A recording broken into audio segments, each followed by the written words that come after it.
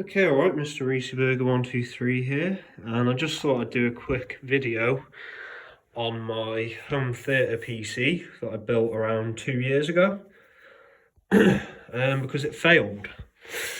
And I've just fixed it, and I'm a bit confused as to how and why it failed in the way it did, but I'm just sort of gonna go through it and see if maybe anybody else has had such a fault.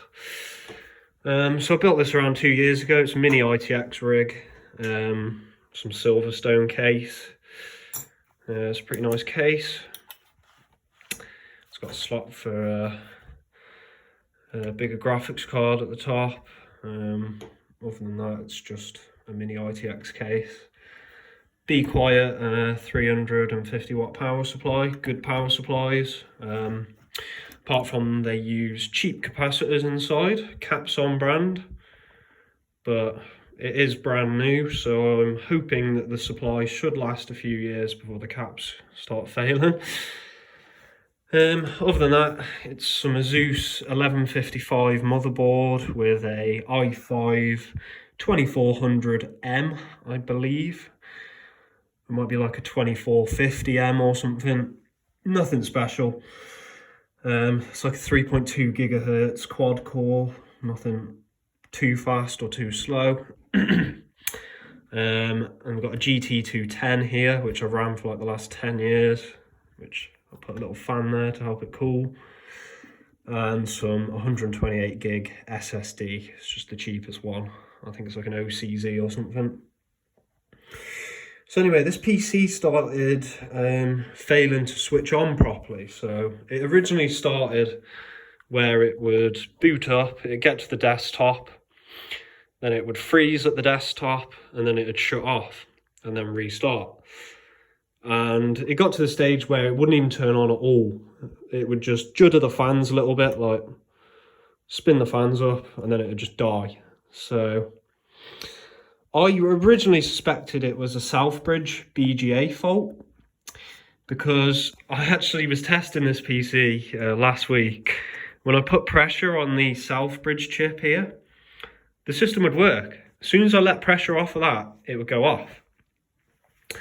So I was a bit like, maybe it's a BGA fault then, because I did mess about with the thermal paste on that chip, and I thought, oh, maybe it's not sealed it reliably enough and it's overheated the chip, because this has had a lot of use. Don't know if you can sort of tell by the heatsink. It's in a fair bit of use. Gets used daily, it does, on my TV. So anyway, I thought it was a Southbridge fault, and I was literally getting ready to replace the motherboard. I was going to get an AMD Ryzen 5 and stick it in this machine, and I was going to do that, chuck all this away, scrap all this off, but then I thought, oh, I might as well have a look around and see if I can find out what was wrong. And I did, and it's a bit of a weird fault. I'm not really sure what caused it, because the RAM module is okay. This is the exact same RAM module that was in this originally. Oh, whoops. So it would have been like that. So this chip here should have failed, or I'm not sure. There's no missing components, as you can see, off the RAM. Them two little cap spaces there were always like that. You see, none of the RAM chips have failed. It still picks up all 8 gigabytes of RAM fine, but what had actually failed was in the RAM socket. And I'm confused as to how this happened, because I've never had a soldering iron anywhere near this PC. There's been no soldering done in this PC. It's never had a soldering iron nearby it. And if this was like this when I brought this motherboard, why didn't it fail straight away? So I'm going to sort of get a look here. So you can see there where I've scraped it off. You see in that RAM socket, there almost looks like there's some sort of metal. And in particular, down here, there was literally, where I'm drawing with the tweezers now, there was like a whole line of solder. So anyway, I started messing about with the RAM because I was going to reseat the RAM. So I popped the RAM out of the socket and I noticed that there's solder across all of them pins there, where you can see that residue. And all down there was a line of solder. And that was the cause of this PC not working. It was that blob of solder that was somehow on the motherboard was shorting it out. But I'm not really sure how it got there. Right there. And it was all down there as well. It's like somebody had, with a soldering iron, pretend this is the tip, so somebody had got a blob of solder on the tip of an iron and gone like that, just splattered it inside the case. But that hadn't happened, so I'm not really sure why. As soon as I removed all the solder here, cleaned it off the board, tried that socket, tried this socket, the system works.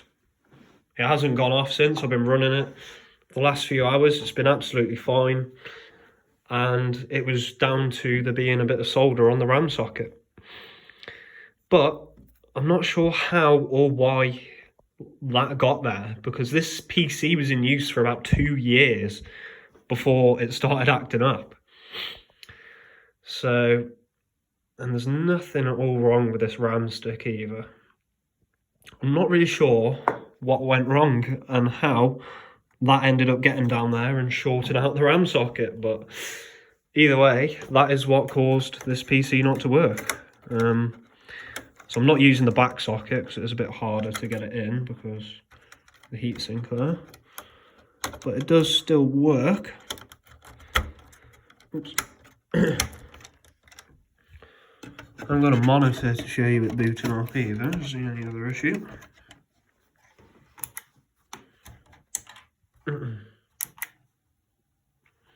Yeah, this PC now works properly. Like you see the hard drive with the SSD indicator.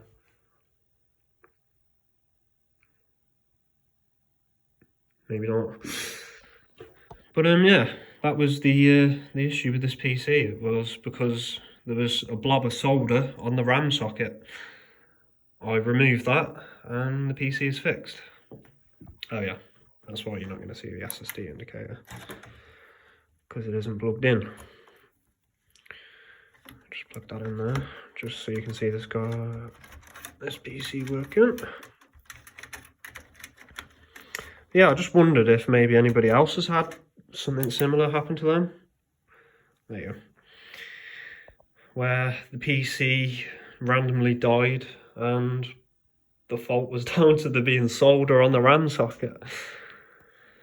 But the only thing I can think of that could have caused this is that I'm using silver thermal paste, Arctic Silver 5, and I'm not sure because it's not conductive, that paste isn't, but I'm wondering if maybe I got like a blob of it in there somehow, even though I wouldn't have, because I'm very careful with thermal paste, and it's maybe shorted out and like turned into like a solid blob of like metal or whatever, but I really don't know.